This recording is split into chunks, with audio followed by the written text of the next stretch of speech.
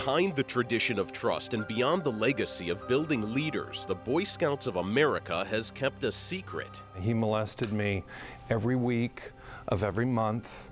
Matt Stewart was molested by his scout leader from the time he was 7 until he turned 18. I'll never forget his bright lights shining from his car through the window, and he would knock on the door. He would molest me in the basement of my parents' house with my parents upstairs. Grown now, he has never forgotten what happened to him as a young scout. He told me that he would kill my family. Stewart never said a word. He says neither did the Boy Scouts of America, who knew about the scout leader Bruce Phelps, who had admitted himself that he had a history of molesting boys. You are talking about a well-respected national organization with a mission to help young boys. You are essentially accusing them of aiding and abetting child molesters. Yes, and it's well documented. Stewart told us it wasn't until he was living in San Diego that he finally decided to tell someone about the abuse he suffered at the hands of his Seattle scout leader. He chose a lawyer named Tim Kosnoff. Scandal can hurt a lot of organizations, but a scandal of this sort, because it is a youth organization, could be devastating to the Boy Scouts of America. Both Stewart and Kosnoff knew the statute of limitations had expired on any potential molestation claim. What happened to Bruce Phelps? Nothing. But it wasn't too late to hold the Boy Scouts of America responsible. Kosnoff successfully sued and forced the Scouts to reveal a portion of its secret files, files identifying alleged pedophiles who were eventually banned from scouting. They include cases across America dating back to 1947, one in Brooklyn, New York, where a scout was molested and killed, another in Greenville, South Carolina, where an exiled scout leader was successful 6 times in reapplying in other states. In almost all these cases, there were adults that either knew or suspected that something was wrong, but they somehow felt it wasn't their responsibility to act upon it.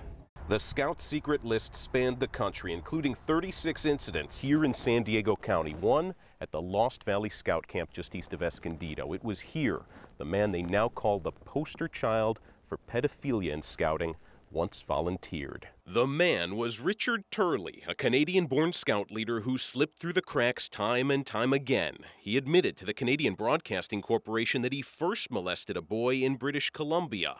Then in 1975, he made headlines when he stole a plane in Fallbrook and kidnapped an 11-year-old scout. He was arrested and the boy was returned safely, but Turley spent the next year and a half at Patton State Mental Hospital, where the state of California classified him as a mentally disordered sex offender. Yet somehow Turley resurfaced in scouting in San Diego County, where he volunteered at the Lost Valley Scout Camp. The Boy Scouts records say in 1979, 3 boys claimed there had been molestation, but their parents agreed not to press charges if Turley would leave scouting. The Boy Scouts of America put Richard Turley on its ineligible volunteer list, but when Turley returned to his native Canada, he was again able to enter scouting and again able to find new victims. It's one of the oldest youth organizations in North America. Last October, the Los Angeles Times and the Canadian Broadcasting Corporation's investigation into Canadian scouting focused on the Turley case and eventually forced Scouts Canada to deal with its own secrets. In a letter to the Canadian broadcasters, we found this revealing document. The Canadian Scouts denied it kept secret files, but it outed its American counterpart, writing, "Unlike Boy Scouts of America, Scouts Canada has no history of keeping so-called secret lists." I think they're absolutely petrified that the child sexual abuse scandal could overcome the Boy Scouts of America. The Boy Scouts of America now admits it kept a secret list, calling it an ineligible volunteer list. The organization would not agree to an on-camera interview to talk about it, though. The Scout spokesman did write, "Youth protection is of paramount importance to the Boy Scouts of America, and even one incident of abuse is too many. We are saddened by any incident of abuse and extend our sympathies to the victims." We asked very direct questions. Their response seems to be, we're not doing anything wrong, and here's why. Yeah, it's the same response from the Catholic Church. They're not living up to their own oath and creed. This is not just about a few bad apples.